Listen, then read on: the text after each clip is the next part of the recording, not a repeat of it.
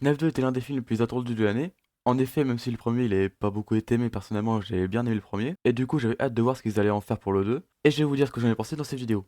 Bien sûr cette vidéo contient du spoil, donc si vous avez pas eu le film, je vous conseille d'aller le voir parce qu'en vrai, moi je le trouve plutôt cool. Cette vidéo va être séparée en deux parties, une partie des points négatifs et une partie des points positifs. Et on va commencer par la partie des points négatifs. Alors pour moi le plus gros point négatif c'est que les animatronics ne font pas peur en fait. Genre contrairement dans le 1 où chaque animatronics tue au moins une personne, bah là, il y a Toy Bonnie et Toy Freddy, ils ont servi à que dalle dans le film.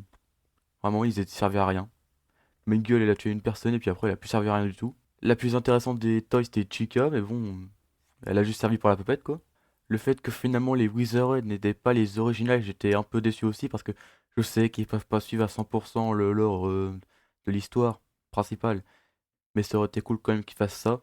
En vrai, ça aurait pas changé grand chose au film, hein. Il aurait fallu deux trois dialogues en plus pour expliquer pourquoi est-ce qu'ils auraient été là, et puis c'est tout. En fait, dans le film, les seuls moments où vous pouvez avoir peur, bah, c'est le moment où il y a des jumpscares normaux, quoi. C'est tout.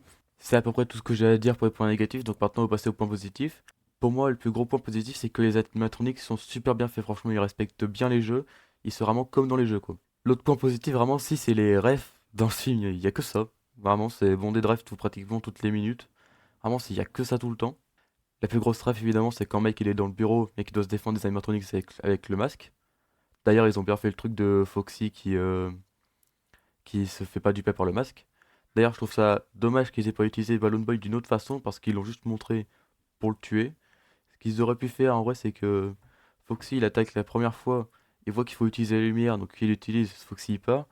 Après, il faut qu'il revient, et là t'as Balloon Boy qui prend les piles, et c'est à ce moment-là qu'il tue. Franchement, une scène comme ça aurait été beaucoup mieux, je trouve. Le fait que tu vois Charlie se faire porter par la poupette, je trouve ça moins incroyable, et ça te montre bien que c'est elle qui va posséder la poupette pour les gens qui ne comprennent pas l'or. Après, moi pour ce film, j'ai plus le sentiment qu'il est juste là pour amorcer le 3.